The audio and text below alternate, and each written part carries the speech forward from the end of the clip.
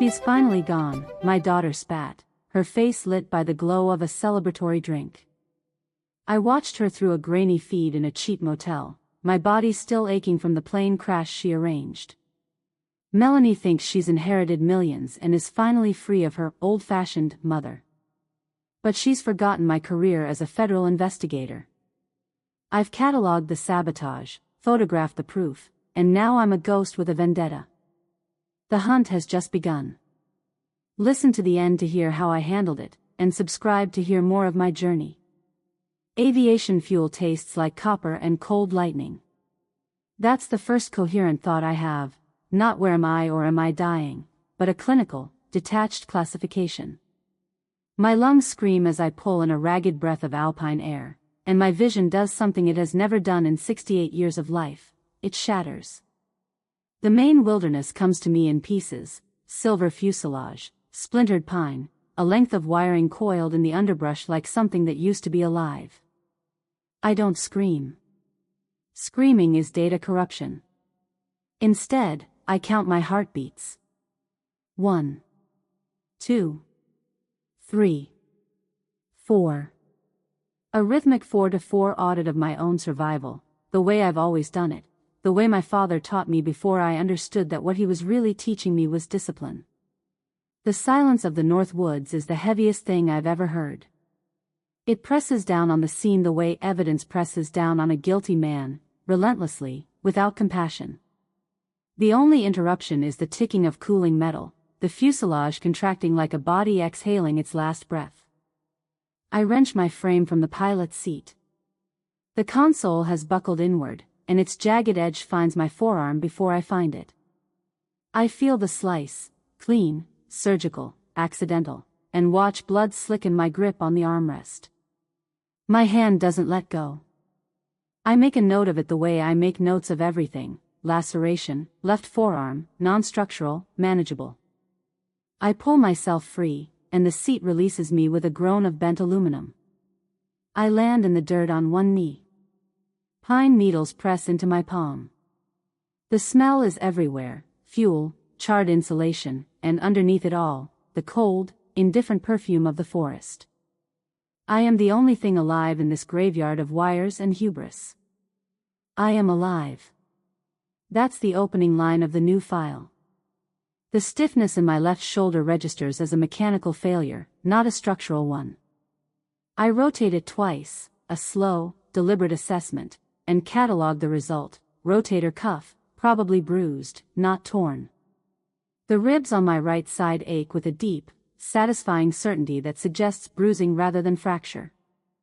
I breathe in, hold, release. Nothing grinds. Good. My hands move before my mind fully approves. They pat down the exterior pockets of my LL Bean jacket with the efficiency of muscle memory, finding what they need: digital camera, intact. Tactical watch, scratched but running. The encrypted laptop in its padded sleeve, still secured in the bag wedged beneath my seat. My spine straightens of its own accord, 40 years of federal field work coded into the vertebrae, and I stand upright in the wreckage. I don't look for a way out yet. That's the amateur's mistake: the first impulse to flee, to reach for safety, to let adrenaline make the decisions. I've watched it ruin 100 investigations. Instead, I look for the why. The debris field fans out ahead of me in the dappled morning light, and my eyes move across it the way they move across a balance sheet, systematically, from left to right, top to bottom, flagging anomalies. Most people see a tragedy. I see entries that don't reconcile.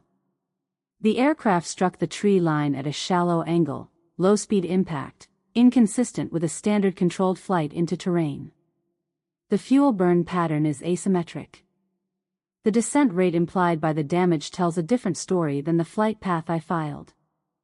The numbers don't add up. I pull out the camera. I find it near the sheared-off nose section, half buried in a cradle of crushed spruce boughs, the altimeter sensor panel. It lies at an angle that almost looks peaceful, the way evidence almost always looks peaceful before you understand what it's telling you. I kneel in the dirt and lean in close, my steel-gray eyes doing the work my glasses usually do. The panel hasn't simply failed. It's been curated. The difference is the difference between a heart attack and a poisoning, and I've spent my career learning to tell them apart. The micro-scratches are around the mounting screws, shallow, lateral striations, the kind you get when someone uses a tool in a space they're not accustomed to, turning at an angle, working quickly. The distinct signature of a manual override. I've seen it before on sabotage meters in 3 separate insurance fraud cases. I've photographed it. I've testified about it. I've watched men go to federal prison over scratches no wider than a human hair. My breath hitches. Just once, just for a second, the auditor's composure develops a small crack. This wasn't a bird strike. This wasn't a frozen line or a faulty sensor at altitude. Someone reached into the throat of this machine and choked it. Someone who knew enough to be dangerous and not quite enough to be invisible. My jaw sets. The betrayal settles in my gut, cold, dense, heavier than the bruised ribs, and I recognize it for what it is. Not surprise. Not grief. Not yet. Those are emotions for people who haven't spent 40 years watching the worst of what human beings do to each other for money. What I feel is the clean, clarifying weight of certainty. This wasn't an accident. It was an asset liquidation. My hands are steady. I've always been proud of that, the stillness. In 26 years at the IRS and another decade with federal insurance fraud, my hands never shook when I photographed evidence. They don't shake now. I raise the Nikon. Click.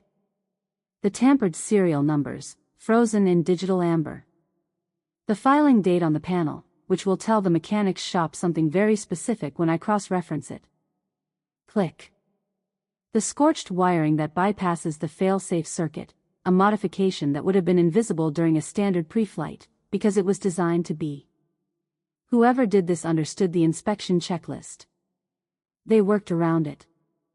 I document the scene with the same cold, predatory intensity one used to dismantle a Ponzi scheme in 2009 that had swallowed the retirement savings of 400 families in Ohio. That case took me 11 months, 6 subpoenas, and 1 near assault in a parking garage. I never stopped.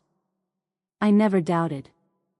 I photographed every receipt, every wire transfer, every forged signature with these same steady hands. The main morning filters through the canopy in long, golden shafts, and the light catches the silver shards of wreckage with an almost absurd beauty.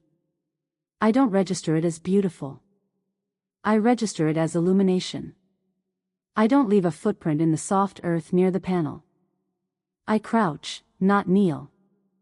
I wrap the sensor in the microfiber cloth I keep folded in my inner breast pocket, force of habit from field work, where you learn that everything you touch becomes part of the story, and tuck it carefully inside, where it rests against the gold wedding band I wear on a chain near my heart.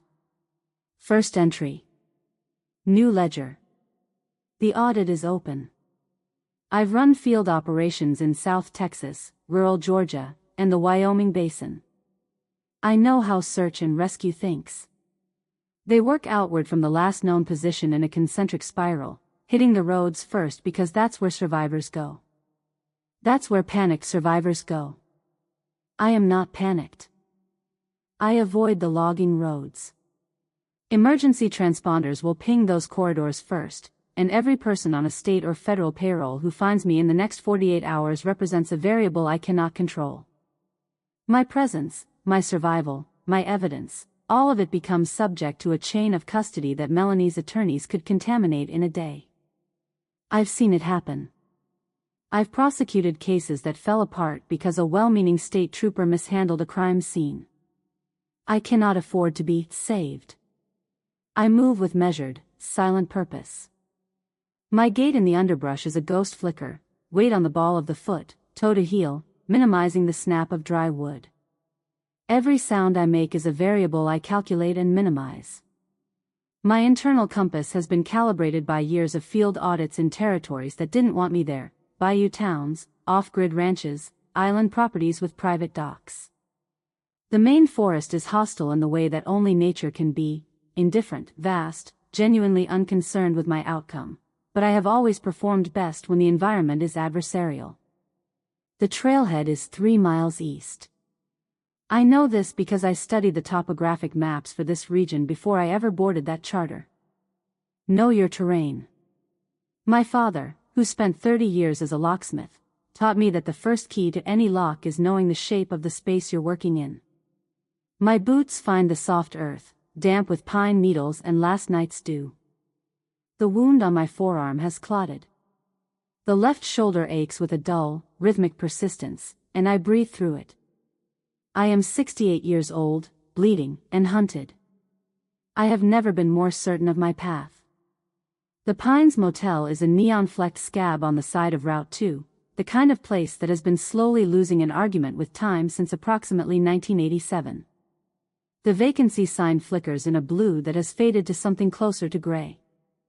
The parking lot has a crack running through it like a fault line, and the lobby smells of industrial cleaner, stale coffee, and the particular desperation of people who needed somewhere to be that wasn't anywhere else. I love it immediately.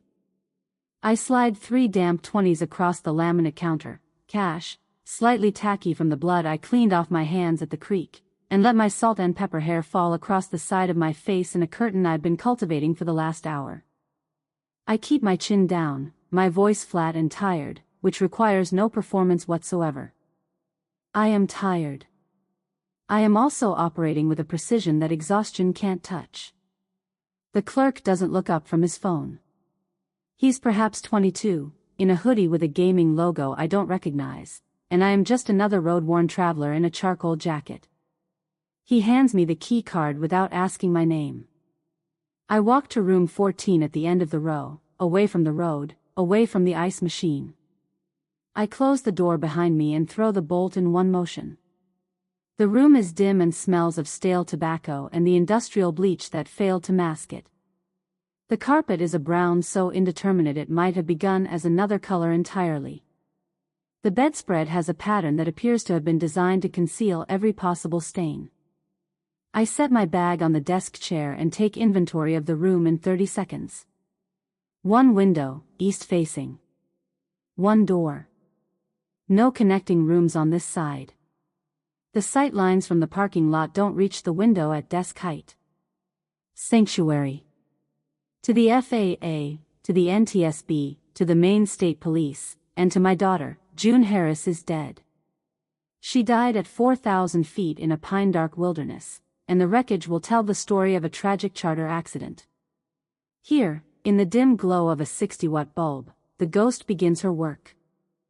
The laptop opens to darkness and then to light, a high-end machine with military-grade encryption that I spec'd out the same year I retired, knowing in the quiet, analytical corner of my mind that my retirement would not be entirely restful.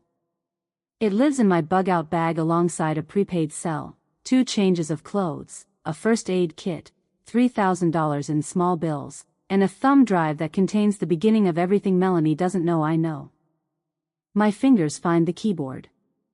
The rhythmic tap starts without my deciding it, 1-2-3-4, 1-2-3-4, the metronome that runs beneath all my clearest thinking.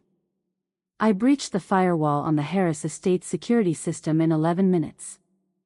It took me longer when I did it the first time, 6 months ago, when I first began to suspect that the accidental changes to my insurance beneficiaries weren't accidental at all. The security feed flickers to life in a tiled grid on my screen.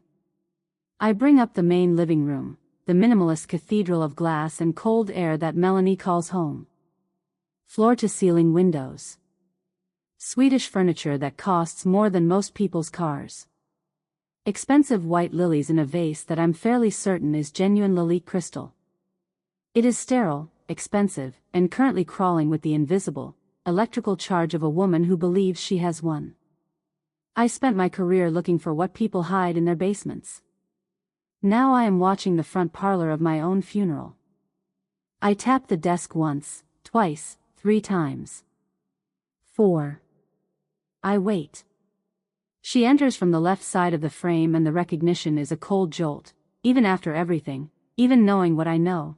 the sight of her still carries something that isn't quite love and isn't quite grief but lives in the same dark zip code as both. Melanie is 42 years old and looks expensive, the way a forgery looks expensive. At distance, convincingly, up close, with the right eyes, you can see the seams. She's wearing Max Mara silk in a warm ivory that photographs beautifully. I've no doubt she's thought about that, and her chestnut waves are a professional blowout, each curl landing with the precision of a set piece. Her hazel eyes are bright with a performative moisture that glistens under the recessed lighting. Those eyes don't reach her pupils. They never have. She moves to the wet bar with the languid confidence of someone who has already written the ending. She lifts a crystal flute, Billicart salmon, I note, $1.60, glass champagne she used to refuse to open because it felt wasteful, and holds it up to the empty room. To a long, quiet retirement, mother, she whispers. The words land in my chest like a letter opener. I watch the way her lips move around the toast, the slight upward inflection at the end of a mother, that I now understand is her tell, the vocal tick that surfaces when she's performing for herself, congratulating herself on a successful transaction. She believes this completely. She has filed me under closed, assigned me to the past tense, and moved on with the brisk efficiency of a woman who has invoices to pay. The sociopathy is a visible stain once you know how to see it. And I have been looking at her, really looking, for 6 months now. The bright Hollywood smile. The tears that appear on demand and evaporate the moment they're no longer useful. The way she smooths her skirt when she's covering something. I've been watching people hide things my entire life. From across the digital void, in a dim motel room that smells of old smoke, my own lips thin into a tight, mirthless smirk. She thinks she's liquidated me. She has forgotten that I am the architect. I pivot from the live feed to the deep dive. The champagne can wait. Evidence cannot. My fingers find their rhythm, and the forensic work begins the way it always begins, with the money, because money is the only thing that doesn't lie. People lie. Motive lies. Relationships lie with breathtaking fluency. But a wire transfer at 11:47 on a Tuesday morning doesn't have an alibi. I've been building this case for 6 months in the hours between my public life, the estate dinners, the charity board meetings, the appearances of a woman contentedly aging into her retirement. While Melanie was performing the role of attentive daughter, I was quietly pulling threads. The shell companies she thought were opaque are, to my eyes, embarrassingly legible. LLC names that share a registered agent in Delaware. Numbered accounts that cycle through a Cayman holding structure that was sophisticated for 2015 and obvious now. I've dismantled worse. Much worse. I once tracked a fraud ring across 11 states and 4 offshore jurisdictions in 9 months, working from a field office with a printer that jammed every third document. The $2.5 million debt to a predatory lender in New Jersey stands out like red ink on a white ledger sheet. The interest rate is punitive, the kind of rate that means the lender expected to own the collateral. And the collateral, buried in a subordinate clause of a loan agreement that Melanie signed in what I assess as a moment of genuine panic, is the Harris estate. My house. My husband's house. I follow the wire transfers backward and forward in time with the methodical patience of a surgeon. And there, flagged, logged, dated 3 days before my flight, is a $15,000 payment from one of Melanie's shell accounts to a name I don't recognize. A freelance maintenance contractor, based out of a post office box in Bangor. $15,000. For a man who works with aircraft. I sit very still for a moment, looking at the entry. A trail of breadcrumbs left by a desperate amateur who understood real estate blueprints and forgot that forensic accountants are taught to read a different kind of architecture entirely. I photograph the screen. I save the files to 3 separate encrypted locations. I log the entry in my new ledger, neat and precise, block letters like a receipt. Opening balance, 1 life. Current liability, everything she has. I am reaching for my coffee, black, gone cold, when the camera angle shifts on my secondary monitor, and I see her. Chloe. She's in the background of the living room feed, on the far edge of the frame, positioned behind the sofa like she's trying to take up less space than she actually occupies in the world. She's 22, and tonight she looks younger, folded into herself, elbows on knees, her eyes red-rimmed and carrying the specific exhaustion of someone who has been crying for hours and has run out of the kind of grief that makes noise. She's holding the fountain pen. The old Mont Blanc with the gold nib that I gave her for her 16th birthday, the one I used to sign my commendation letters before I retired. I told her then that a good pen was a tool, that a signature was a promise, that the physical act of putting your name on something meant you had to mean it. I watch her turn it slowly in her fingers, the way she always does when she's thinking hard about something she can't yet articulate. The pain that moves through me is not the dull, manageable ache of bruised ribs or a damaged shoulder. It is a sharp, clean, bilateral blow to the chest, the kind of pain that bypasses every professional defense I've ever constructed and goes directly to the place that has no armor. She is grieving me. She believes I'm dead. I had calculated this as a necessary variable, a temporary condition, a tactical cost. I understood it in the abstract. But watching her sit there in that house of glass and cold air, holding my pen like it's the last piece of me left in the world. My hand goes flat on the desk. Still. The tapping stops. The ledger changes. This is no longer purely a case of financial fraud and attempted murder, with its attendant satisfactions of investigation and evidence and retribution. That is still true. All of that is still true and will be prosecuted to its fullest conclusion. But the center of gravity has shifted. I am not doing this to balance the books on Melanie's crime. I am doing this to bring Chloe back from the room where grief has put her. I open a new encrypted channel, a messaging architecture that routes through 5 nodes and would take a federal team 3 weeks to trace, and type with 2 fingers, "The eagle has landed in the mud." The reply comes in 40 seconds. I had expected 60. Confirmed. Standing by. Thought you might be actually dead this time. This is Marcus Webb, disbarred from the Maine Bar Association in 2019 after I declined to file a report that would have added federal tax evasion to the charges already buried him. He made one catastrophic mistake in a career that was otherwise competent and quiet, and I made a decision, not merciful, I don't deal in mercy, but strategic. A good auditor knows the difference between destroying a useful asset and preserving one for a later purpose. The later purpose is now. Marcus owes me his livelihood, what's left of it. In this world, the world I live in, where allegiance is a transaction and loyalty is a contract term, that is the only currency that survives past a handshake. I type clearly and without preamble. That's how I communicate with Marcus, no pleasantries, no reassurance, no context he doesn't need. Prepare a civil suit on behalf of Chloe Harris. Target, estate liquid assets. Objective, freeze everything Melanie can liquidate in the next 60 days. File by Thursday. I'll send the support documents. Then, after a pause in which I calculate the risks of what I'm about to add. Do not tell Chloe I'm alive. Not yet. She'll move and Melanie will know. Marcus responds, understood. Clock is running. I close the channel. We are moving from the wilderness to the courtroom. The squeeze begins tonight. I strike a match.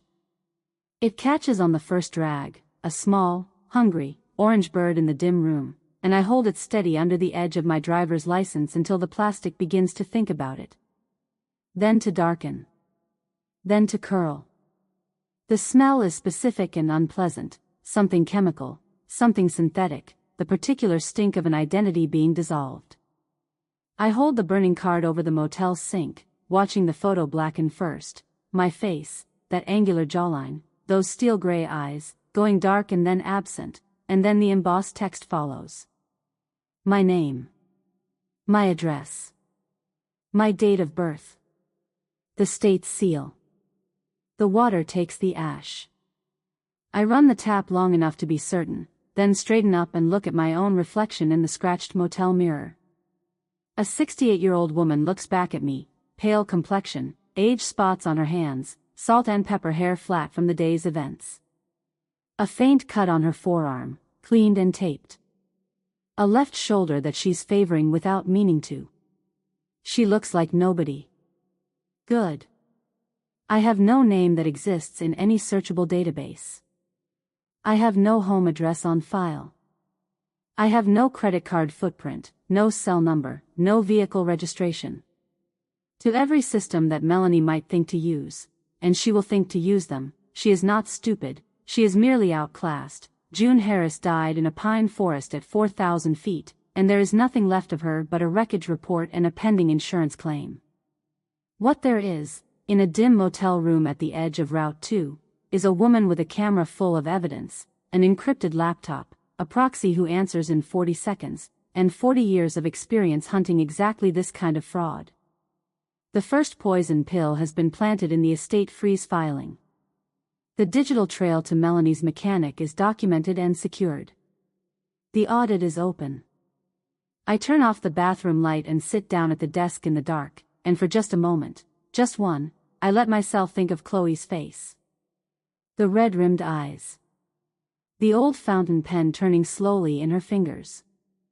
Hold on, I think at her, across the miles and the trees and the glass walls of that cold house. I'm not done yet. Then I open the laptop, and I get back to work.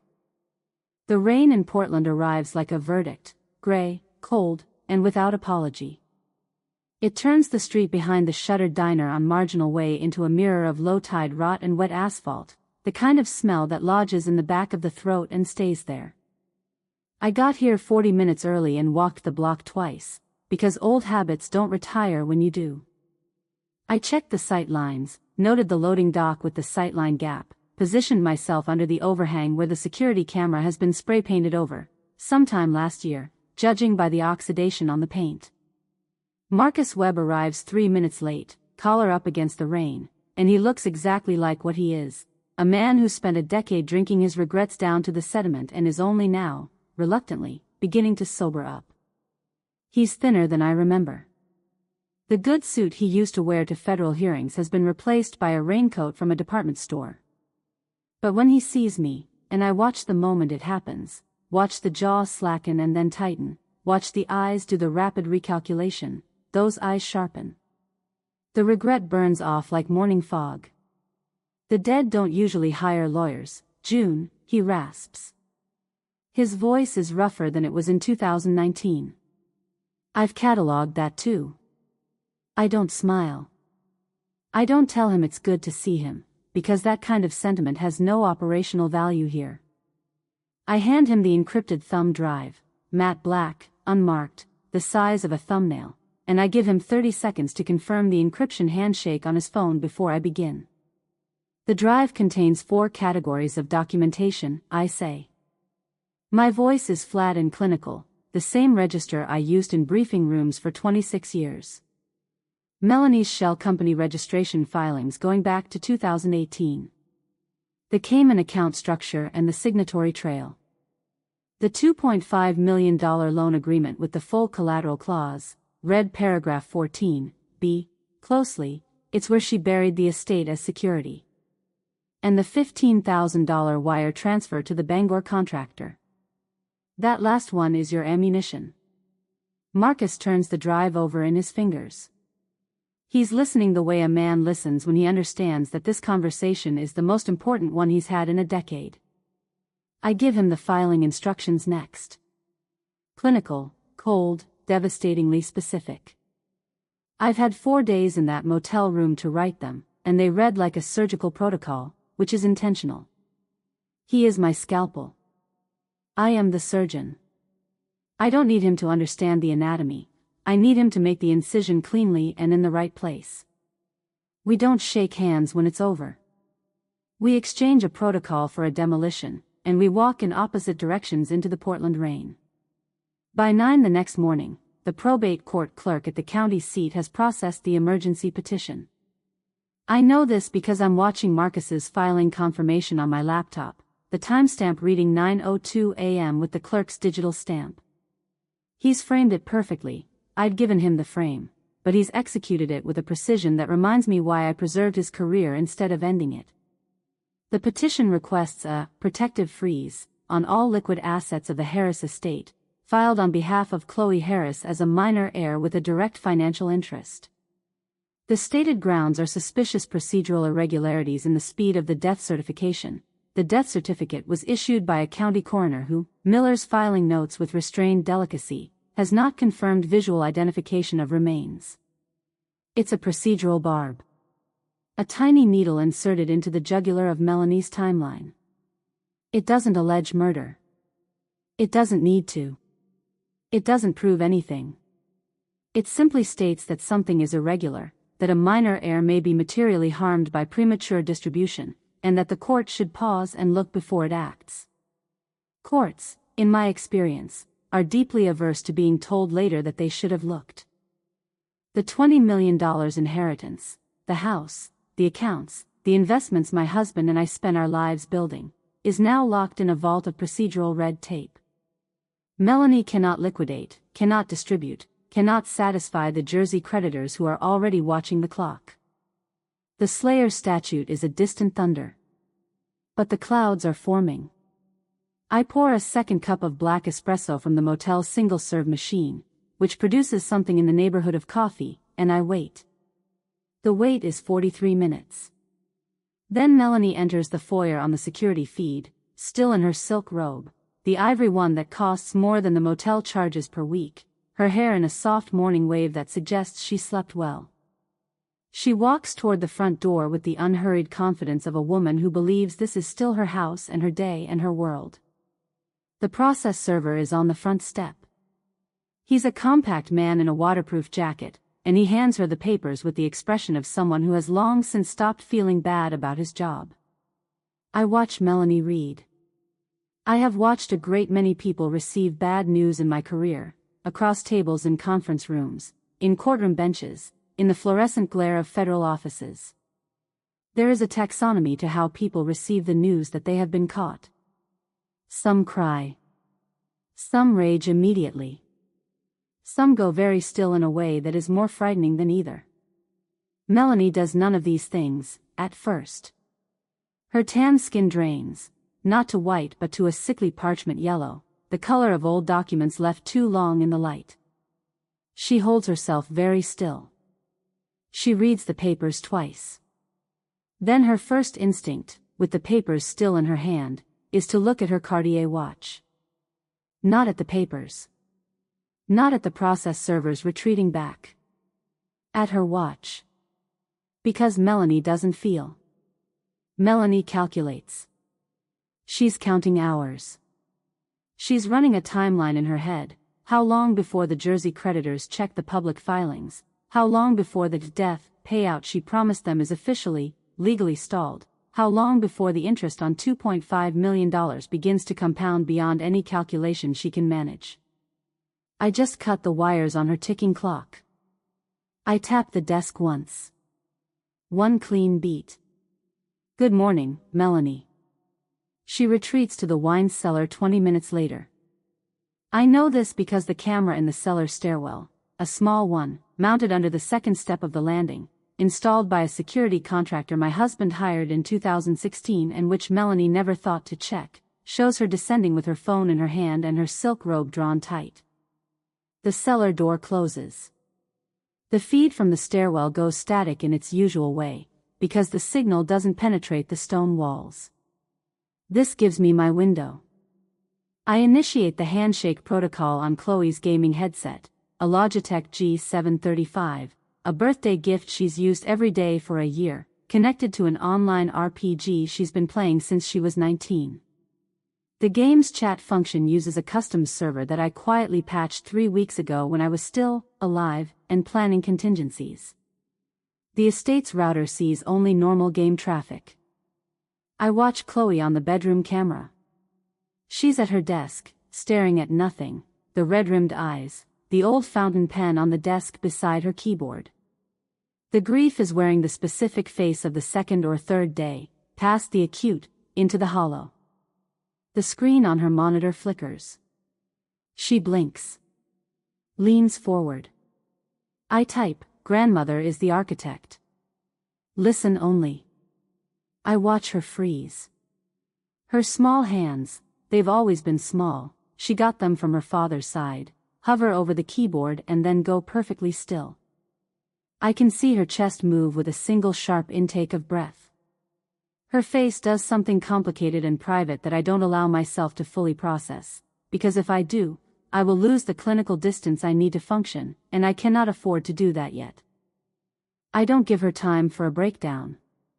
A breakdown means tears, and tears mean noise, and noise means Melanie comes up from the cellar. I give her an objective. You have 30 minutes. Don't react. Don't move yet. Read this first. This is the family business. Survival through data. I am teaching my granddaughter the only language I've ever truly spoken. Go to the library, I type. There's a pause, 8 seconds, which is long enough for me to wonder if the grief has made her immovable. Then she stands. She moves with a careful, deliberate quietness, closing the bedroom door behind her with both hands to prevent the click of the latch. I cycle through the camera feeds and watch her small, ghostly figure drift through the shadows of the minimalist mansion, down the hallway, past the cold kitchen with its industrial lights off, into the library where my husband's old desk sits under the east-facing window. The leather chair behind the desk still holds the shape of him. I don't look at it. Go to the Persian rug, I type. Under the left corner nearest the window. She moves it without hesitation. She was always practical, even as a child, always the one who acted first and processed later. The rug rolls back. The floorboard beneath is seamless to an eye that isn't looking, but Chloe is looking. 32-14-88, I type. She understands the code the moment she reads it. I see it in her face, the quick blink, the way her expression softens for a second before hardening back into concentration. 32 is the day she was born. 14 is the month. 88 is my old IRS badge number, the one she used to make me recite to her when she was 8 years old because she liked the sound of it. The floorboard clicks open. I watch her look down into the safe. I watch the moment she understands what she's found. This is the moment I pass the torch, the moment I show her that the world is built on hidden layers, and that the people who survive in it are the ones who understand where the floors open. The accordion file is thick, old, and green, and Chloe lifts it out with both hands the way you lift something you understand to be heavy before you feel the weight. I call it the Black Ledger. It contains the original documents, physical copies, because I've always kept physical copies of everything important, a discipline my 40 years taught me, of Melanie's offshore shell company registrations, the Cayman account signatory forms, the high-interest loan agreements with the New Jersey lender, and 3 years of wire transfer records that tell the story of a woman systematically stripping the liquid equity from a business empire she built on borrowed money and borrowed time. I watch Chloe's face as she schemes the first pages. The realization that her mother is a hollowed-out fraud lands like a physical blow. I can see it, the way the blood leaves her face, the way her jaw tightens into that angular Harris line she inherited directly from me. She flips another page. Her eyes move with the speed of someone who is doing math in her head without knowing she's doing math, adding numbers she doesn't want to add, arriving at a sum she can't unlearn. This is the hardest moment, watching her become something other than a grieving granddaughter. Watching her become a witness. She's been in a world with simple coordinates. Her mother is difficult, her grandmother is dead, her future is uncertain. Now the coordinates are shifting in real time. The woman who raised her and managed her childhood and paid her college tuition and smoothed her hair back when she was sick is also the woman who tried to murder me for $20 million. The cognitive architecture of that understanding takes a minute to build, and I watch it build on her face. She closes the file. She looks at the ceiling for exactly 4 seconds. Then she tucks the accordion file under her hoodie, straightens it flat against her torso, and moves silently back toward the library door. She is no longer just my granddaughter. She is an accomplice to the truth. Melanie discovers the empty safe 9 minutes and 40 seconds later. I time it. The feed captures what I have never seen from her in 42 years, the mask entirely removed. Not slipped. Removed. The polished, languid confidence is gone, as if it was never structural, as if it was always just a surface coat, and what's underneath is feral, jagged, and loud. She doesn't call the police. She can't. A call to the police invites questions about the empty safe and the contents it held, and Melanie has no answer to those questions that doesn't further dismantle her position. So she does the thing that cornered people do when they can't address the actual threat. She turns on the witnesses. The gardener is first. He's been with the estate for 9 years, a quiet man named Franklin who maintains the rose beds my husband planted. Melanie finds him in the garage and fires him in 45 seconds flat, her voice a staccato of profanity and accusations that he's been helping himself to things that aren't his. He doesn't argue. He simply picks up his gloves and walks to his truck with the dignity of a man who knows he's innocent and has enough sense to leave. The maid follows 15 minutes later. I watch the estate empty of its staff the way I once watched a company empty of its employees when the SEC froze its accounts, rapidly, quietly, with the particular shame of people who know the building they're leaving is compromised and would rather not be inside when it falls. The glass mansion is no longer a home. It is a bunker. 2 people inside its walls now, a cornered animal and my granddaughter. I type a new message to Chloe: stay calm. Stay quiet. Don't let her see you've been in the library. I'm on my 3rd espresso. The motel machine produces a quantity that can generously be called coffee, watching the kitchen feed when it happens. Melanie has changed into a theory blazer and heels. The performance costume. She walks into the kitchen where Chloe is standing at the counter with a glass of water, and the scene assembles itself with the terrible inevitability of a thing I should have calculated more precisely. The document is in Melanie's hand, 2 pages, clipped together, with a signature line at the bottom. A voluntary rights waiver, drafted in the clean, bloodless language of people who do harm with paperwork. I recognize the structure. It would bypass the court-ordered freeze by positioning Chloe as a willing party to the estate's immediate distribution, satisfying the Jersey creditors and removing the one heir whose participation is required for the probate process. Melanie holds it out like a peace offering. It's for our protection, Chloe. Her voice is a masterwork of performed maternal warmth, soft, patient, laced with the specific frequency of "I'm doing this for you." The lawyers are circling. If we don't move now, they'll strip everything. This keeps it in the family. I am watching through the camera above the stove. My heartbeat has found its 4/4 rhythm. I am very still and very awake, every auditor's instinct in my body tracking the scene with the precise attention of a court reporter capturing testimony. The document is a trap dressed as a lifeline. And Melanie's eyes, above that warm maternal smile, are calculating exactly how fast she can get this signed and filed before the court opens for business. Chloe looks at the document for a long moment. I watch her read it. She actually reads it, which tells me she's already been trained to read things before she signs them. I taught her that. I taught her at the kitchen table of this same house, over Saturday crosswords, that you never sign what you haven't read and you never read without understanding. Her jaw sets. That Harris jawline, angular, prominent, determined, firms into a line I recognize from 40 years of looking at my own reflection. I won't sign it, she says. The mask doesn't slip. The mask shatters. It happens in a single frame, a single moment between 1 second and the next, and what emerges from beneath it is something I have spent my professional life cataloging, the raw, ugly desperation of a person who has run out of safe options.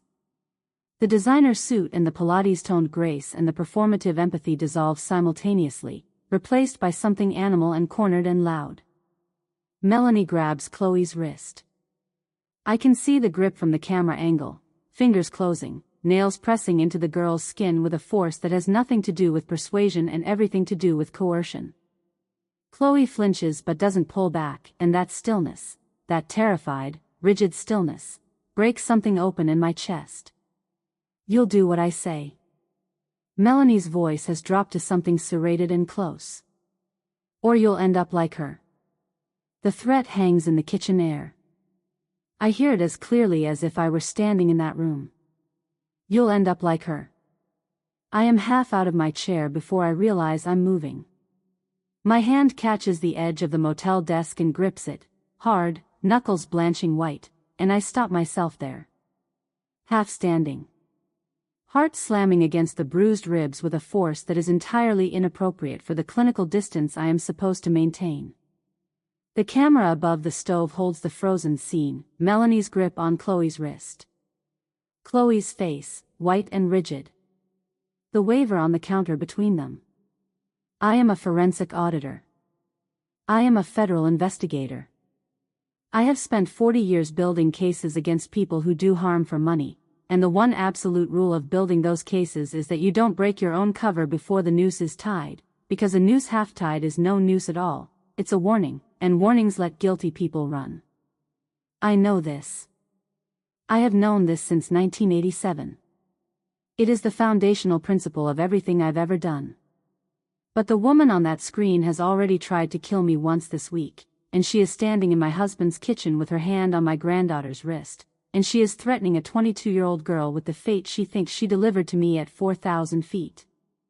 My grip on the desk edge tightens until I feel the laminate edge pressing into the skin of my palm. I pushed too hard.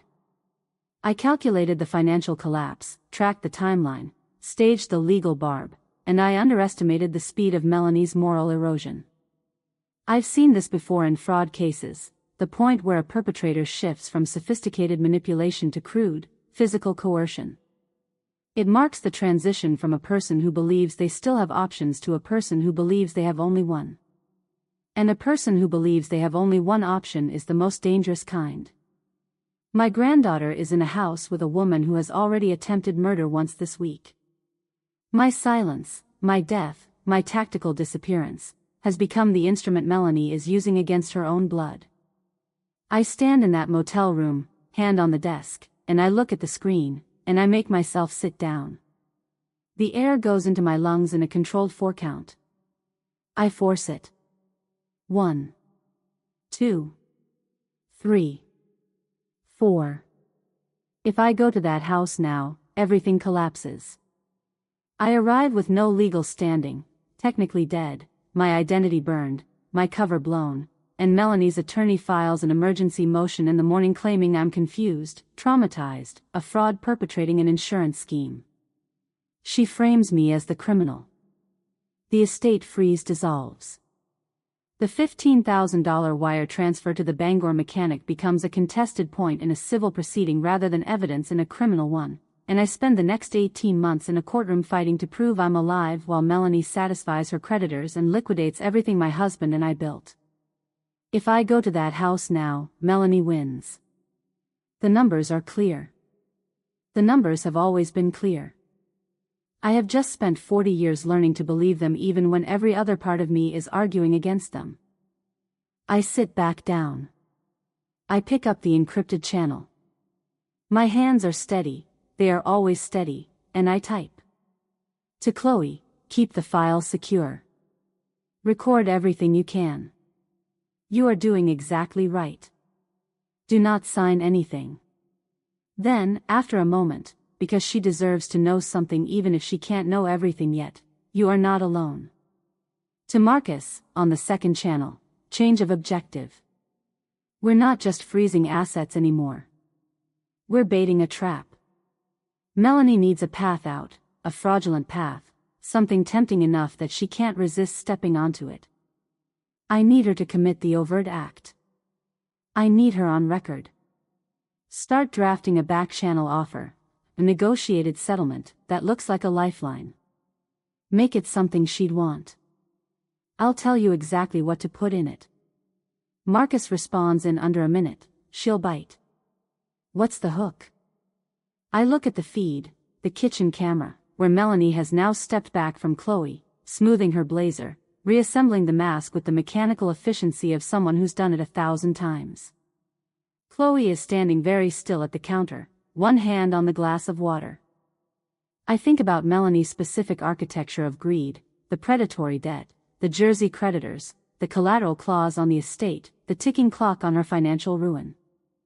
I think about what a cornered developer who understands real estate and not forensic accounting would see as a genuine exit. The hook, I type back to Marcus, is that I'll give her one more chance to think she's already won. We are no longer simply playing defense. We are building the room. All that remains is to walk Melanie into it. Stop crying and start listening. I type the words without softening them, because softening them would be a kindness I don't have time for and Chloe doesn't have the luxury of receiving. The motel room is dark except for the monitor glow, that cold, blue-white light that turns everything into a crime scene, and her avatar on the RPG server is motionless, a digital reflection of her paralysis. I can see her on the bedroom feed, hunched over the keyboard with her shoulders shaking in the way that means she's crying silently, the way she's learned to cry in a house where crying is interpreted as weakness. I know that posture. I taught her not to let anyone see it, and now I'm the one watching it, and the guilt is a low, constant hum behind my sternum like a frequency I can't tune out. I drown it out with the clinical necessity of the mission. You have the recording function on the gaming headset, I type. I need you to use it. This is how. She straightens. The shoulders still. Even across the security feed, even in the blue-white motel light, I can see her making the decision to function, that particular squaring of the spine that belongs to people who inherited the capacity to choose discipline over feeling. She got it from me. I am not, in this moment, certain that's a gift. I walk her through the Columbo technique, the one I used in field work when I needed to loosen a subject's composure without alerting them. Don't confront. Don't accuse. Just introduce a small, genuine-sounding confusion. I don't understand, help me understand, and let the target's ego do the rest. People who have done something they believe was justified have an almost irresistible compulsion to justify it when they sense that compulsion won't cost them anything. Hide the phone in the hoodie pocket, I type. Left pocket. Microphone angled up toward your collar. Don't look at it. Don't adjust it once it's set. What do I say? Ask about the plane. Not about me. About the maintenance records. Sound confused, not accusatory. You're a grieving girl who's trying to understand why the records don't match the filing date. You found something in the estate papers that doesn't make sense to you. You need your mother to explain it. A long pause. Long enough that I watch her on the camera to make sure she's still there. Okay, she types. Chloe. I stop, and I do something I have been rigorously not doing for 6 days. I let myself mean something. You can do this. You are the best thing I built in 68 years. Not the cases. Not the ledgers. You. She reads it. I watch her read it on the feed, the stillness, the single swallow. Then she closes the laptop and stands up. I am not just her grandmother tonight.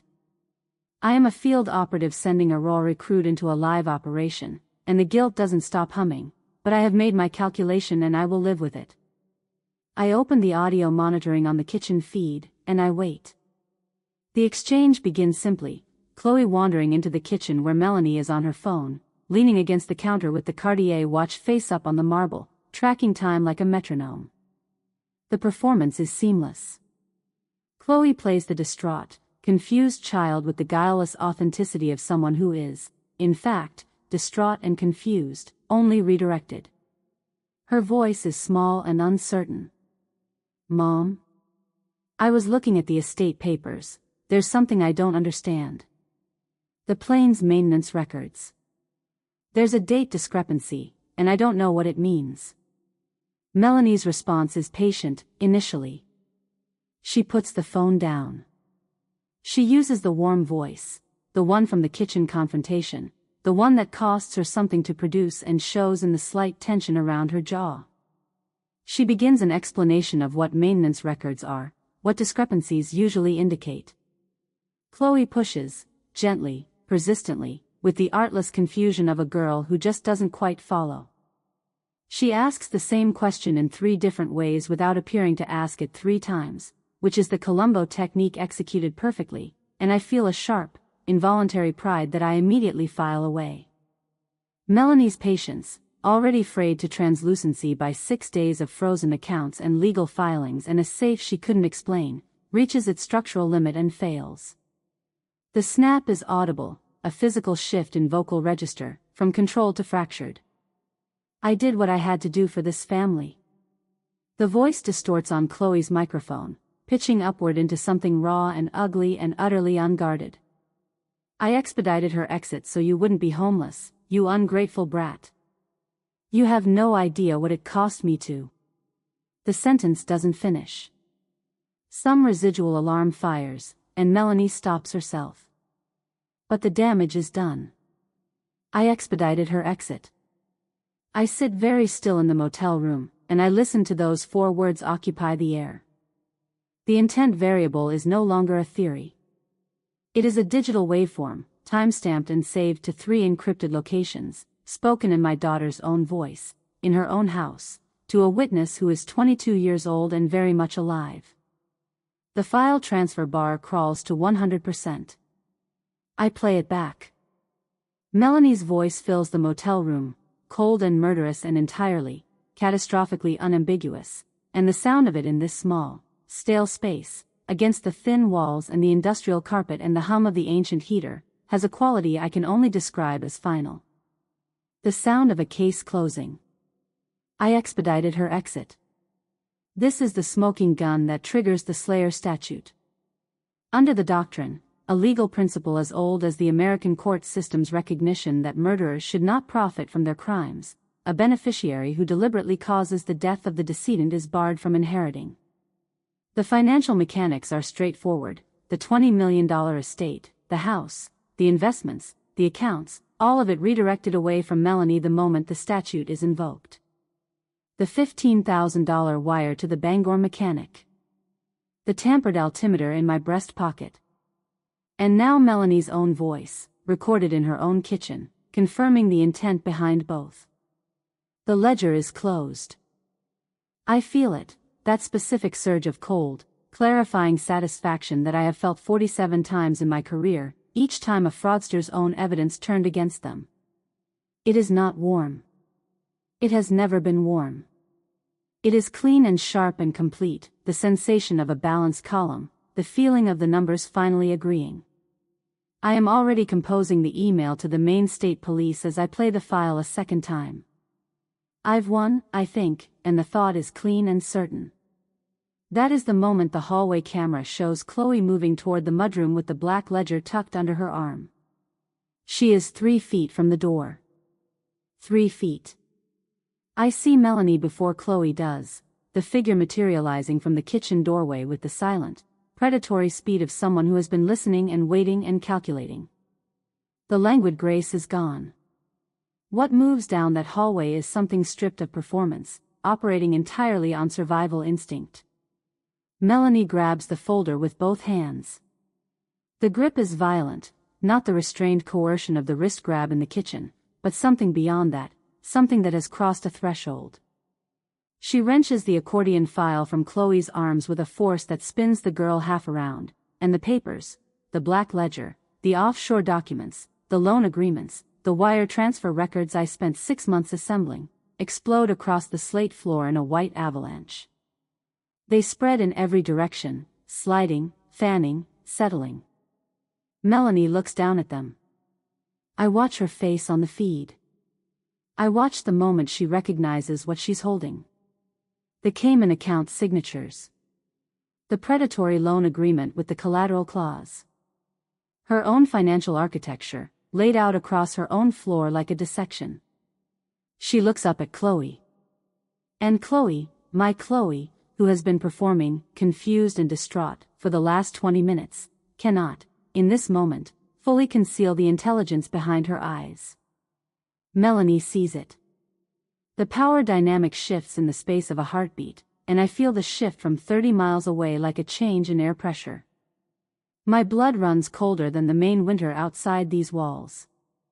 Secure the perimeter. Melanie's voice on the feed is flat and businesslike in a way that is more frightening than the screaming, and she's already on her phone as she says it. Not to anyone in particular, to whoever is on the other end of a number she has apparently prepared for this contingency. On my monitors, the security shutters descend.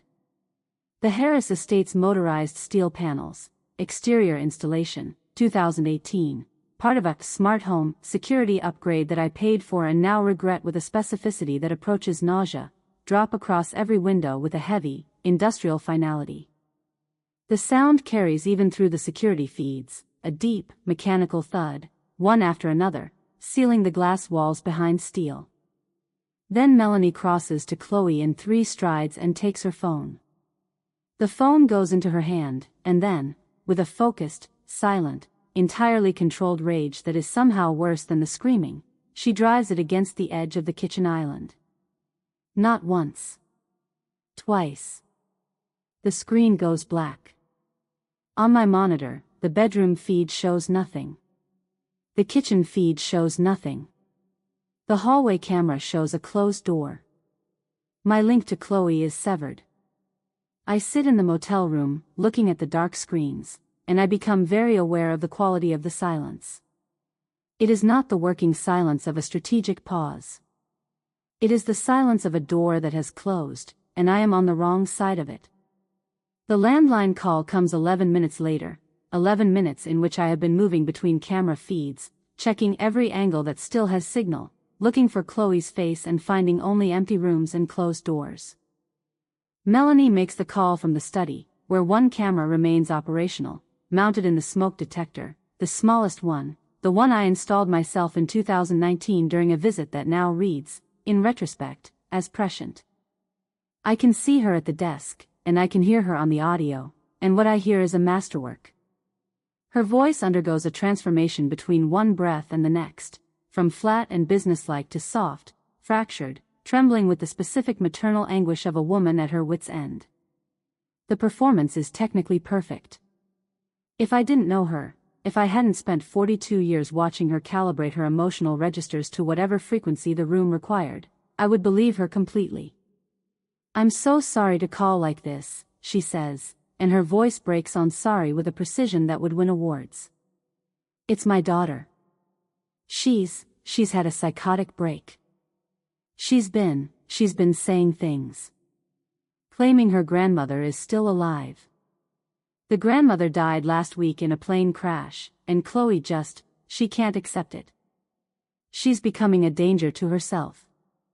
The facility she's calling is a private one, Haven Reach, a name that sounds like a spa brochure and operates, I know from professional encounters with their paperwork, as a for-profit psychiatric facility that has historically been very receptive to well-funded family requests for involuntary holds. She's delusional," Melanie continues. "She has documents she's convinced herself are evidence of something.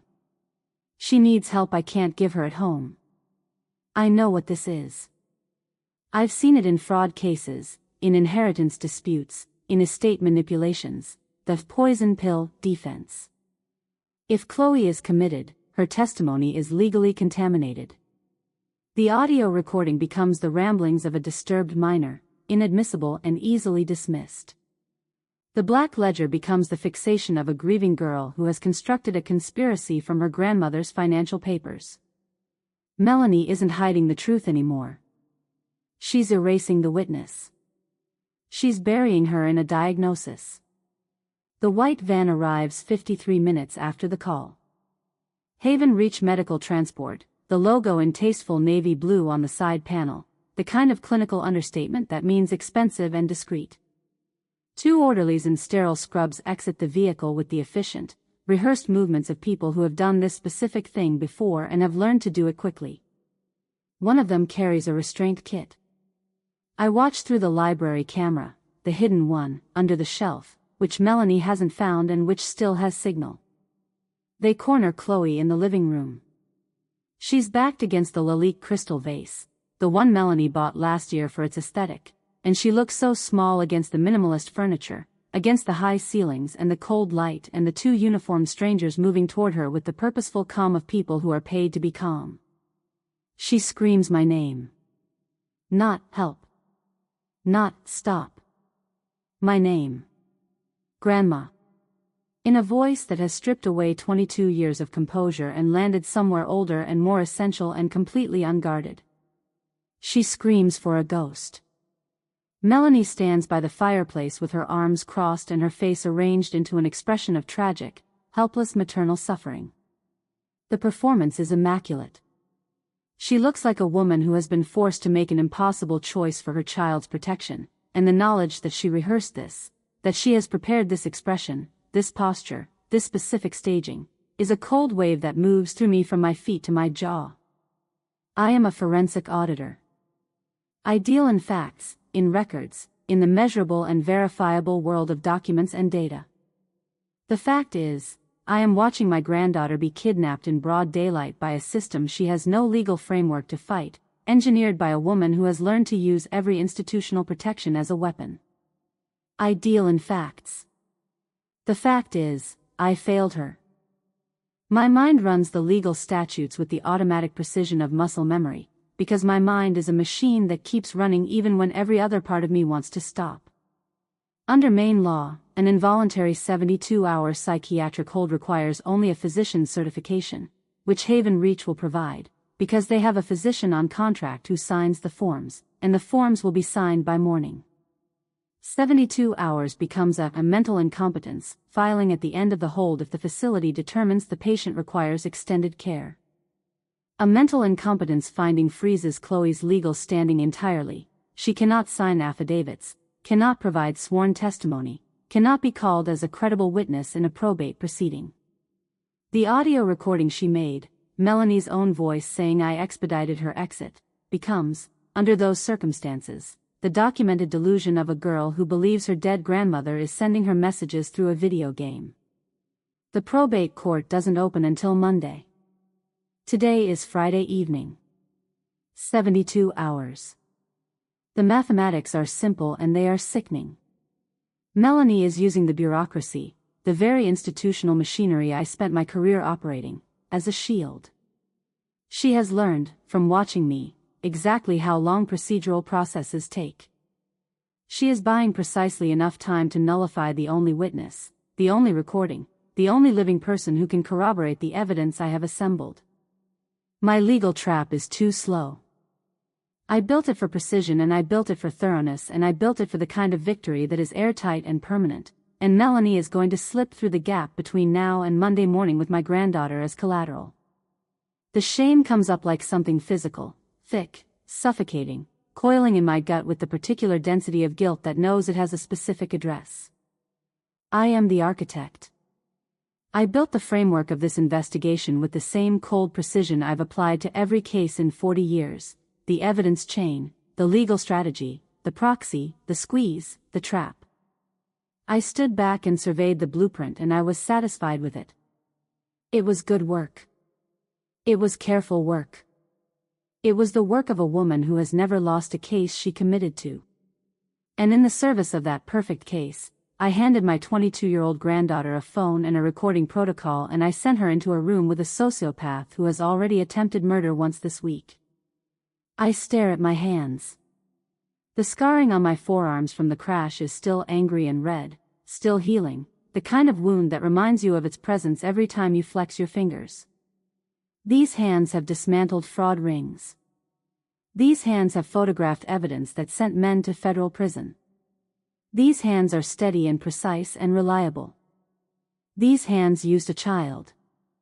I wanted the perfect legal victory. The balanced ledger.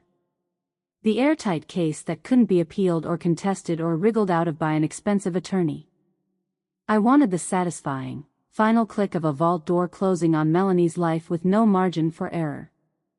And in pursuit of the perfect closing entry, I left Chloe exposed in the field, and she is now in the back of a medical transport van heading toward a private psychiatric facility, and her testimony is going to be chemically nullified before the court opens. The silence of the motel room is not quiet. It is a deafening indictment. I check every avenue with the systematic thoroughness of someone who is not ready to accept the answer, because that is how I have always worked. Exhaust the options before you change the strategy. The predatory lenders won't move on Melanie for another 48 hours. I know this because I built the squeeze timeline and the timeline is running. The Jersey creditors are watching the clock, but they are not yet at the point of escalation that would create external pressure on Melanie's position.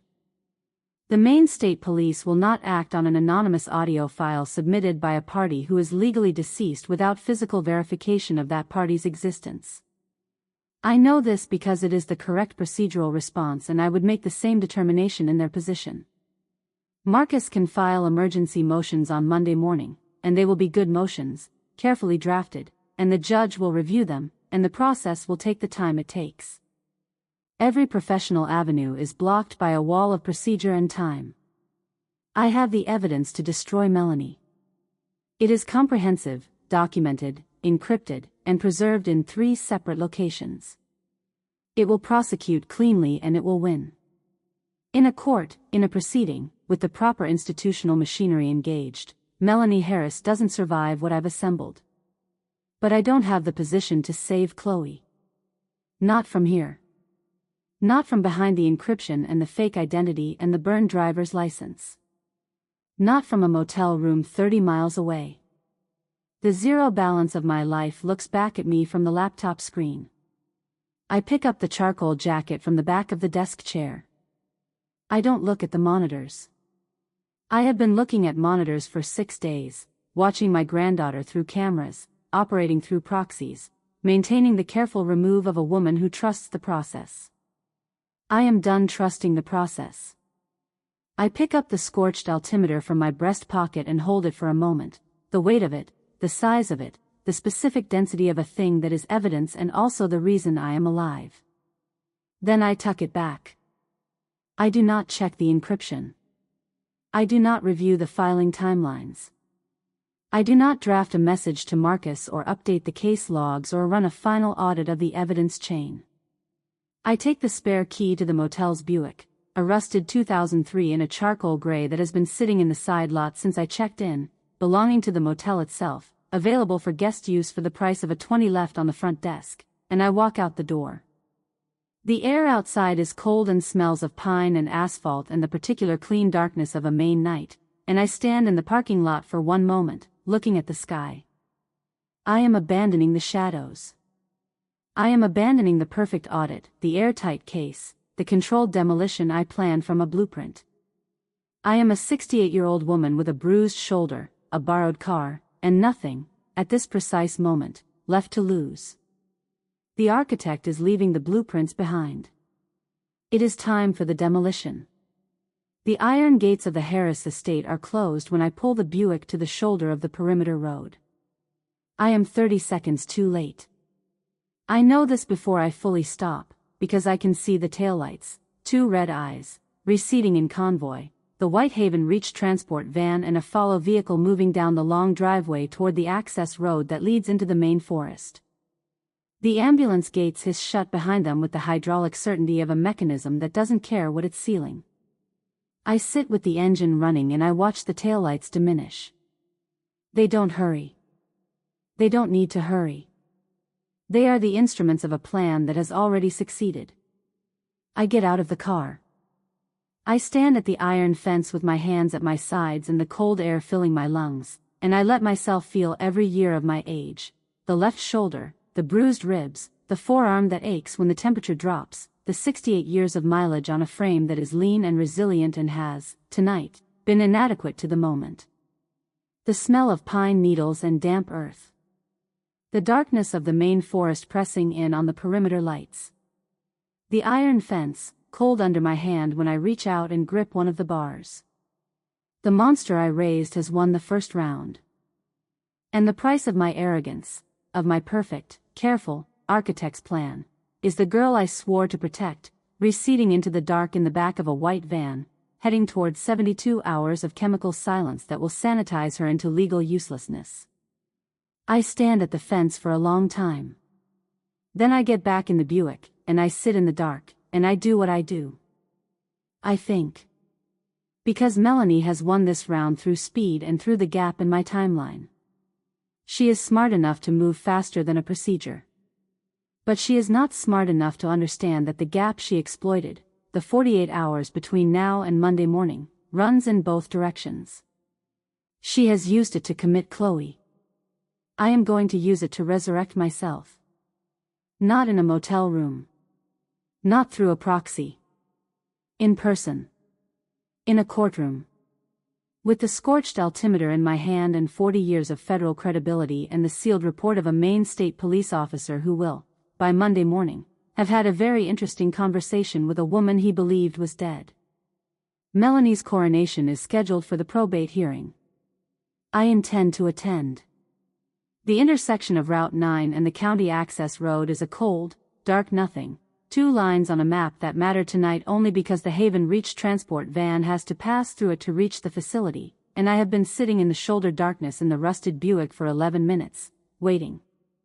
The signal jammer is a handheld device, matte black, approximately the size of a television remote, that I acquired in 2021 from a federal surplus auction for reasons I characterized at the time as professional interest. It disrupts GPS and cellular signal in a radius of approximately 40 feet. I have never used it before tonight.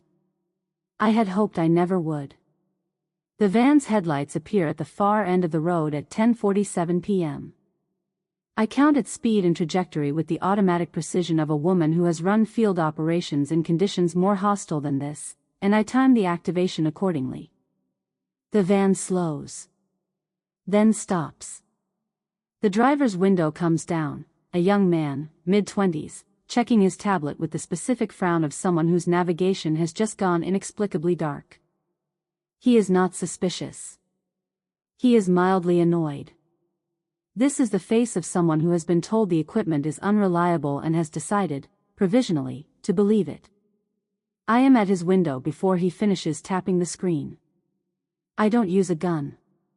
I have never owned a gun, and I am not about to acquire one now, because guns are blunt instruments and I have always preferred the precision of the document. What I show him instead is the tablet I've been working on since I left the estate perimeter, a forged digital transfer order that appears to originate from Haven Reach's own administrative server, carrying the letterhead, the case number, the physician's signature, and the specific bureaucratic language that institutional employees trust without analysis because they have been trained to trust it.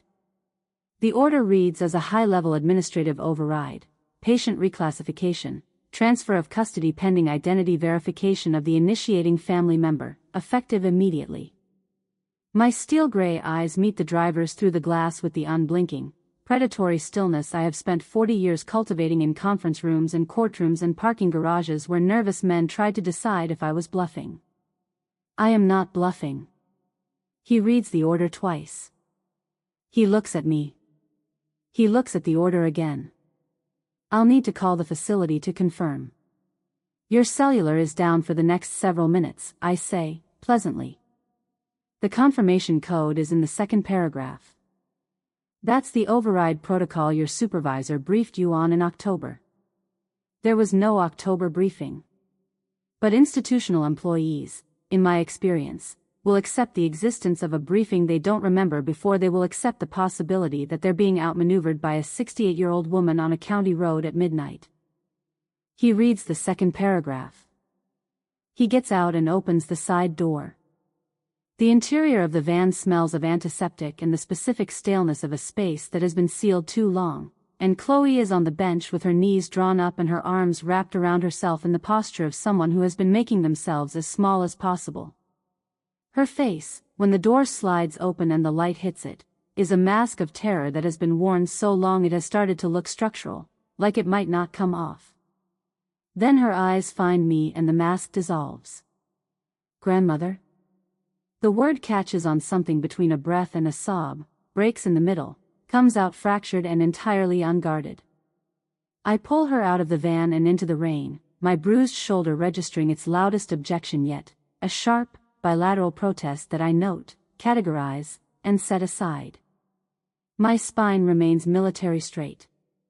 This is not the moment to be 68 years old. I hold her for exactly as long as it takes for her to stop shaking and start breathing. Then I step back, because there is work to do and I do not have the luxury of processing this until the work is finished. I press the pen into her hand, the old Mont Blanc with the gold nib, the one I gave her for her 16th birthday, the one she carried through the worst week of her life without letting go of it. The weight of it in her palm does something to her expression, steadies it. Listen to me, I say. My voice is low and clear and doesn't waver. The waiver your mother made you sign. I need you to sign this document the same way. She looks at the paper in the rain. Her brow furrows. Sign it exactly as I taught you, I say. The inverted S on Harris. The transposed date, month and day switched. The way I showed you at the kitchen table when you were 14, when I told you that a signature under duress should always leave a trail for someone who knows how to look. She stares at me. You taught me that. I knew I might need it someday. I didn't know it would be yours. She signs it without another word. The pen moves with the careful, deliberate precision of a girl who is terrified and furious and absolutely clear about what she's doing. I take the document, fold it, and tuck it into my breast pocket beside the altimeter. We have work to do, I say. Can you walk? Yes, she says. Good. Come with me. The Augusta State Police Precinct at midnight has the specific atmosphere of a building that never fully sleeps and never fully wakes. Fluorescent lights at 70%, a desk sergeant with a cold cup of coffee, the distant sound of a phone ringing in an empty office. I walk through the front door with my charcoal jacket and my salt and pepper hair and the scorched altimeter sensor in my hand, and I set it on the desk with the precise, deliberate placement of a woman making an opening statement. Detective Harlan Vance takes 45 seconds to recognize me, which is understandable given that he last saw my name on a death notification forwarded from the FAA. I watch the recognition move across his face in stages, confusion, disbelief, and then, because Vance is a good detective and good detectives are, at their core, empiricists, a rapid, practical adjustment to the new data. June Harris, he says. In the flesh, Harlan. More or less. He looks at me the way a man looks at something that has crawled out of a grave and is wearing sensible shoes. We worked together in 2014, on a timber fraud ring operating across 3 Maine counties that had been siphoning federal forestry contracts for 11 years. He is methodical, patient, and he trusts the evidence chain the way I do, absolutely, and above all other considerations. I sit down across from his desk. I do not offer a miracle. I offer a verified forensic report. I lay it out in the order it will matter most in a courtroom: the tampered altimeter, the mechanic's wire transfer, the shell account provenance, Melanie's audio admission, and I walk him through the chain of custody for each piece of evidence with the same clinical precision I used in federal briefings for 26 years. I'm not reporting a crash, I tell him. The crash is already reported. I'm reporting a murder attempt with a documented paper trail and a live witness. I need a sealed report verifying my identity and the mechanics of the sabotage, signed and ready to be submitted to the probate court Monday morning. Vance looks at the altimeter for a long time. Then he looks at me.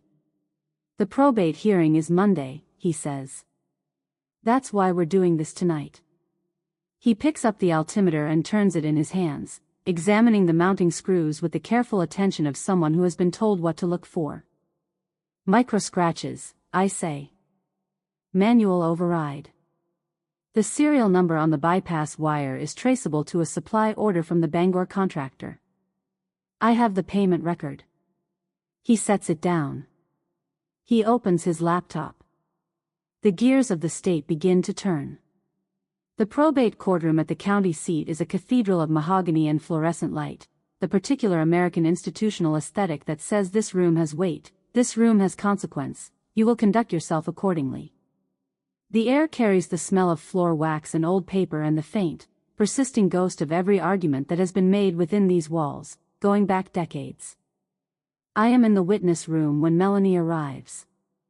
I watch her through the small glass pane in the door, and I allow myself this 1 minute of observation, clinical and complete. She is wearing designer black, the grieving daughter, costume executed with her characteristic precision, Max Mara wool, a strand of pearls that belonged to my mother, her chestnut waves in a restrained, sorrowful arrangement. She smells, even at this distance through a glass pane, of expensive lilies, the same lilies she keeps in the lilac vase in the house that she has decided is already hers. She moves to the plaintiff's table with the languid confidence of someone who has written the ending and arrived to watch it performed.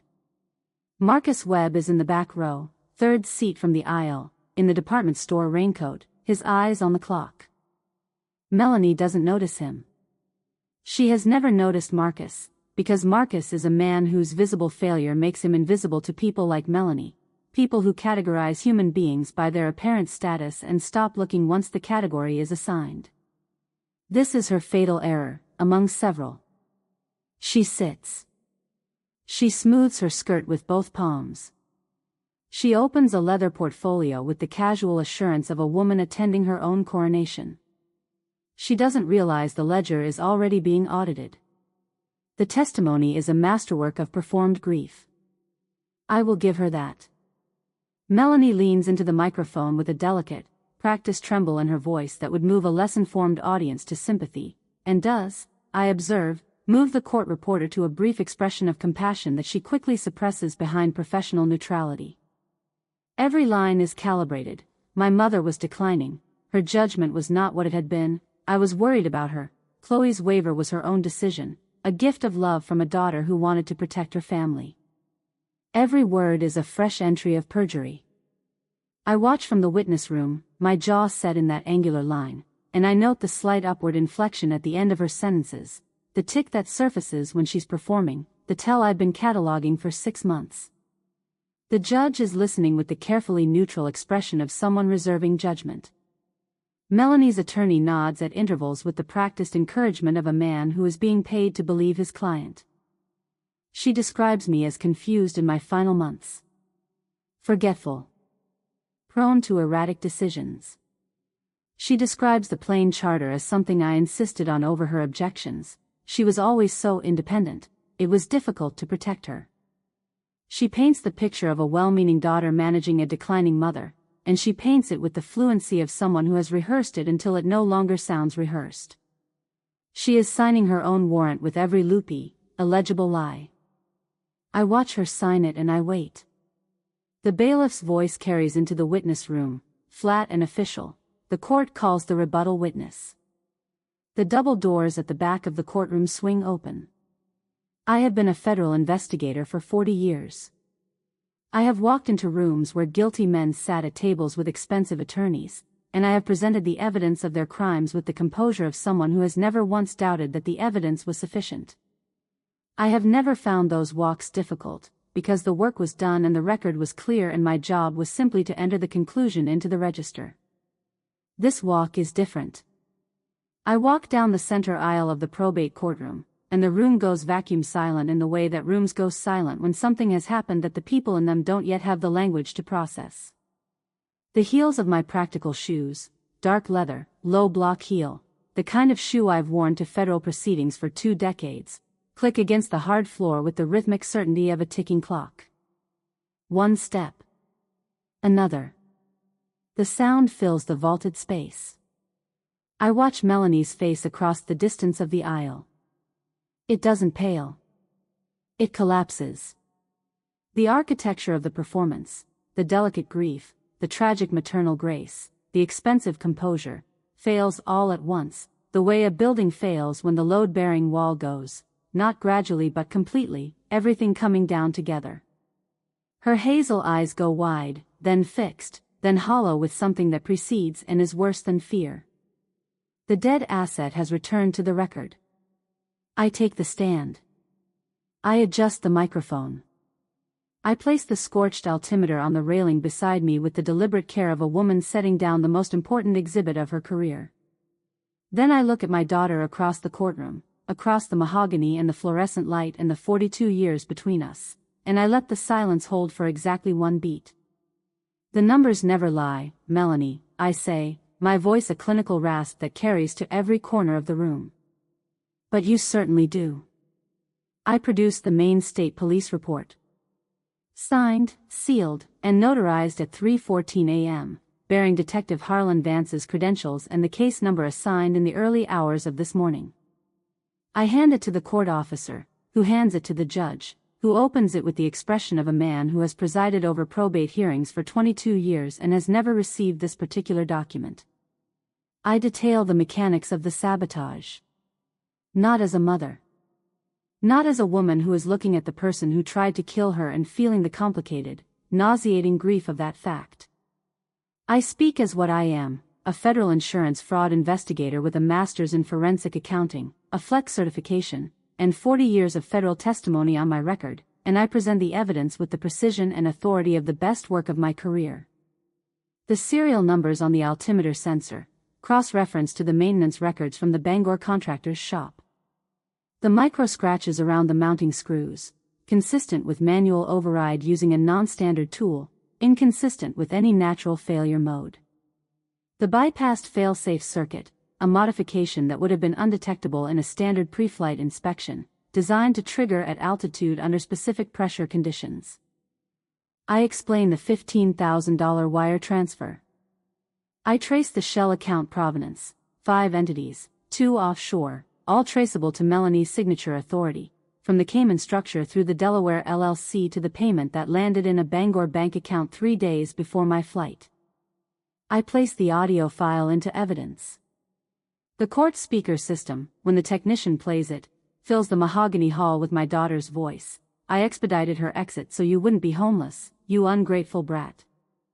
The judge leans forward. His expression shifts, the skepticism of a man who walked into this proceeding expecting a routine probate matter, transitioning through something that takes several seconds to complete, arriving at the grim, particular focus of a person who understands that the room they're sitting in has just become a different kind of room. The accident is reclassified. In the eyes of the law, in the record of this court, it is now a crime scene. Chloe is called. She walks to the front of the courtroom with the steadiness of someone who has decided, somewhere in the back of a transport van on Route 9, or in the rain when I pressed a pen into her hand, or perhaps earlier, in the library with the black ledger under her hoodie, that she is no longer going to be afraid of her mother's opinion of her. She is 22 years old, and she looks it, and she also looks like someone who has been through something that has aged her in the specific, clarifying way that surviving things can age you. She stands straight at the witness stand. That Harris jawline, angular and prominent, is set. She presents the waiver. I sign this, she says. Her voice is steady. It has the particular quality of steadiness that is not the absence of feeling but the decision to function above it. But look at the signature.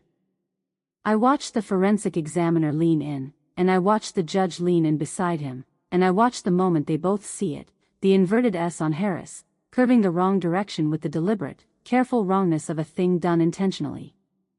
The transposed date, the month and day switched, creating a date that exists and is real but is not the date of signing.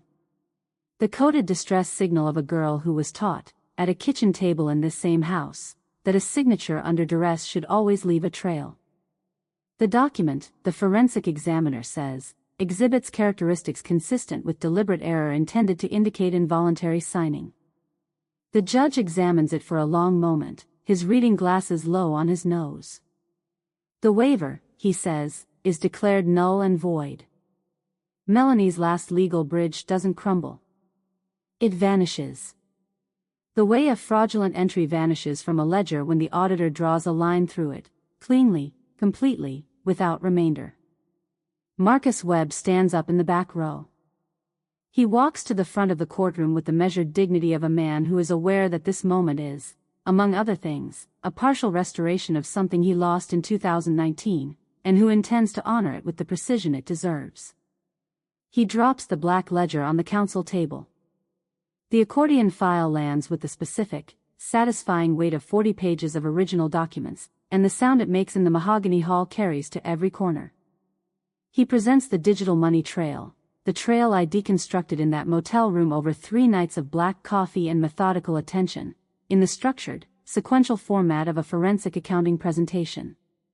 The Shell Company chain. The Cayman account. The Delaware LLC. The $15,000 wire to the Bangor mechanic. The payment date, 3 days before my flight. He reads the $2.5 million debt into the record. The Jersey creditors. The predatory interest rate. The collateral clause buried in paragraph 14b of the loan agreement that Melanie signed in what I assessed as a moment of genuine panic. The Harris estate as security, the house my husband and I built over 30 years, offered up to satisfy a debt she created and concealed from everyone who might have intervened. The motive. This is the piece that makes a jury, or a judge, understand not just the what but the why, and the why is the part that sticks. The $20 million inheritance was not greed in the abstract. It was a specific, calculable solution to a specific, calculable problem. $2.5 million in debt, compounding at a predatory rate, secured by the only asset that would have satisfied it. Melanie's expensive life is stripped bare in the fluorescent light of a probate courtroom.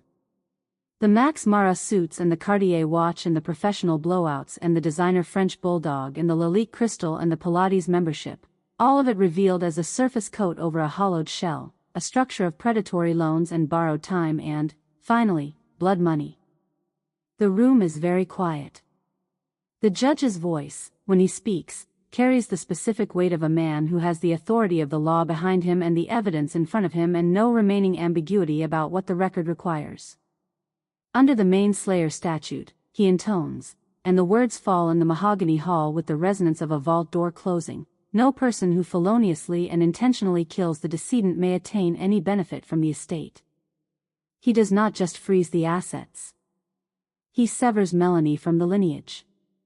The $20 million, the house, the investments, the accounts, everything my husband and I built across 30 years of work and discipline and a life lived in service of the principle that the record must be accurate and the balance must be correct, is transferred into an irrevocable trust for Chloe Harris. Marcus Webb, Administrator. June Harris, Architect. Melanie is legally erased from the Harris family tree. What she is left with, in the fluorescent light of this room that she entered 40 minutes ago as a woman attending her own coronation, is $2.5 million in predatory debt, a collateral clause that will consume her mansion within 60 days, and a criminal indictment that will consume the rest. She is left with nothing but her debts and her sins. The ledger is balanced. I am standing 3 feet from Melanie when the bailiffs move in. I have thought about this moment, not obsessively, not with the kind of anticipatory relish that would concern me in a person I was investigating, but with the same professional attention I have given every case-closing moment in 40 years. I have wondered what I would feel when the handcuffs clicked. What I feel is not triumph. It is not the hot satisfaction of revenge or the cold pleasure of watching an enemy fall. Those are feelings for people who needed this to be personal in a way I cannot afford. What I feel is the clean, clarifying weight of completion. The sensation of a column that has been out of balance for 6 months, for 42 years, if I am honest, for the entire span of Melanie's life in which I failed to read the fraud in her character as I would have read it in a stranger's, finally, permanently, correcting. The handcuffs click with a sound like a stapler closing a file. The bailiffs move her toward the side door, and she is close enough that I can smell her expensive perfume and, underneath it now, the cold sweat of a woman who has run out of options, and I lean in close enough to speak without being recorded by anything except the court reporter, who is 10 feet away. Your life has reached a zero balance, Melanie, I say, quietly. The clinical rasp of a woman who has been making this calculation for months and is now entering the final figure. The audit is closed. She opens her mouth. Whatever she intended to produce, a scream, an accusation, a last performative attempt at the kind of scene that has always served her, it doesn't come. What comes out instead is something between a gasp and a dry, hollow huff. The sound of a machine that has run entirely out of fuel. She is no longer a developer. She is no longer a daughter, or an heir, or a woman with a glass mansion and designer labels and a manufactured life. She is a ward of the state. The side door closes behind her. Evening comes to the Harris estate slowly, the main sky moving through gray and amber toward the deep, particular blue of a coastal night. The security shutters are retracted. I did that myself this afternoon, standing in the foyer and watching the steel panels rise with the same motorized certainty with which they fell, the glass walls of the house opening again to the wilderness outside. The estate no longer feels like a cage.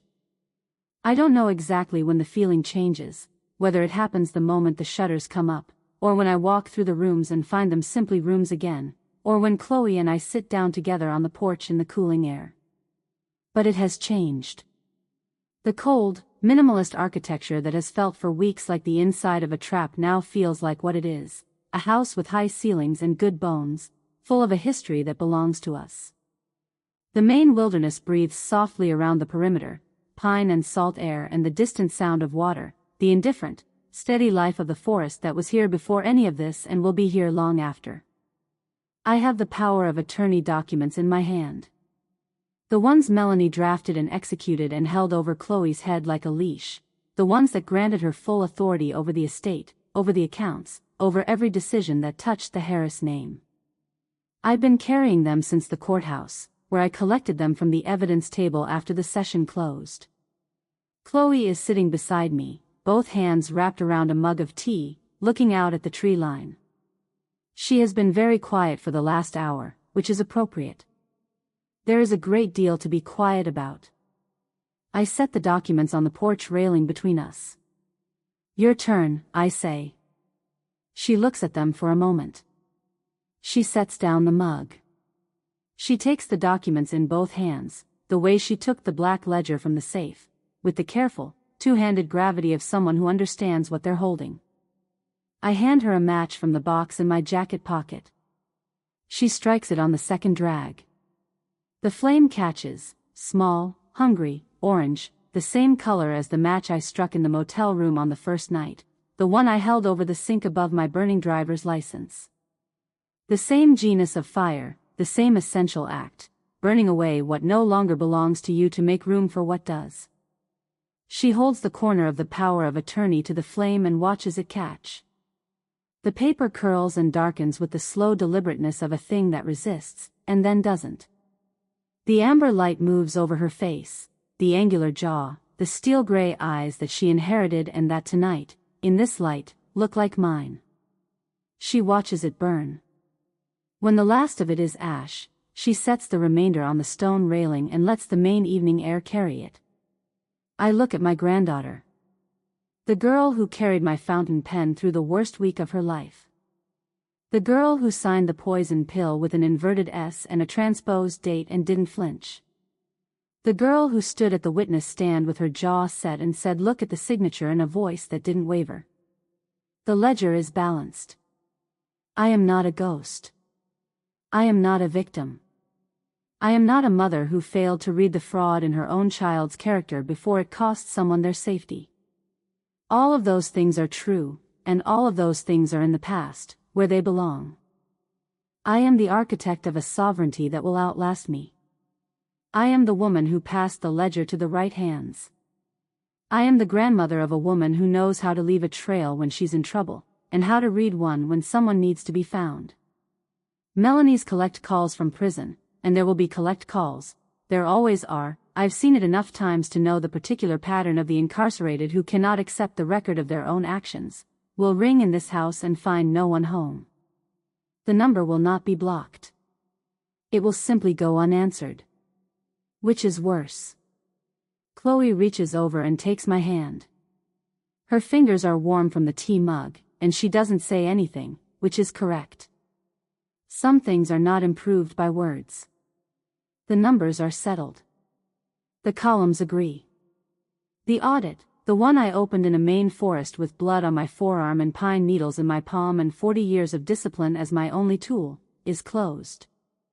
For the first time in 6 months, for the first time, perhaps, in considerably longer, the balance is right. If you made it to this moment, thank you for listening all the way through. Most people bail before the bill comes due. But here, the bill always comes due.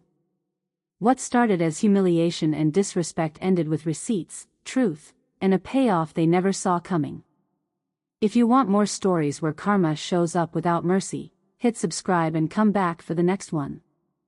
Now tell me in the comments, what was the most disgusting thing they did? What crossed the line for you?